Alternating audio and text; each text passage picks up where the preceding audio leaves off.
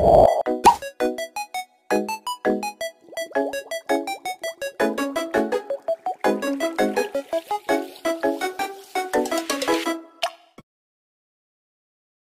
then, Mamanwa is one of the indigenous people of the Philippines that traditionally found in a part of Mindanao Leyte like Surigao del Sur, Surigao del Norte, Agulsan del Sur, and iba pang bahagi ng Eastern Visayas like Samar and Bilaran Sur.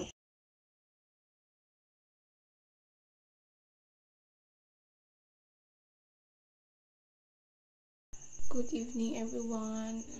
We're going to report about the Mamanwa tribe. Who is the Mamanwa? So, ang Mamanwa judo class is lumad siya sa Mindanao nga makita nimo siya sa kanang lasang o sa bundok. Labi na sa Surigao del Sur o uban mga province. Anong indigenous people man sila sa Mindanao because sila ang original dyan nagpuyo diha, and then na sila sariling wika, tradisyon o estilo sa pamumuhay, and then nagadepend lang po sila sa kalikasan sa pagkuha silang pagkaon like pagtanim, pangangisda o pangangaso.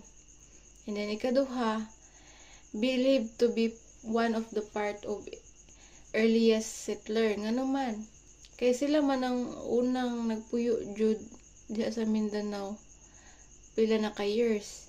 And then ikatulo is part of the Negrito ethnic group kay nga naman lahi-lahi man sila og physical nga anyo like curly hair, itom o pandak.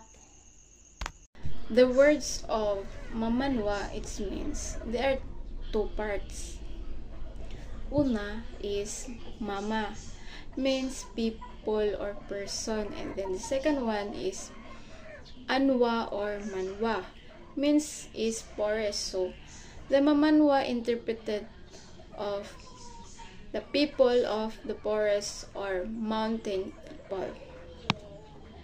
Dahil sa pag-usbong sa kanilang kabuhayan, ang Mamanwa ay nagsanay rin ng farming, nagtatanim ng mga gulay like lettuce, carrot, broccoli, and strawberry. And then, mailang ecotourism din ang gawaing kamay like handicraft at kalikasan kabilang ang pagtulong na protektahan ng mga Philippine Eagle at aktibo rin sila sa serbisyong kalusugan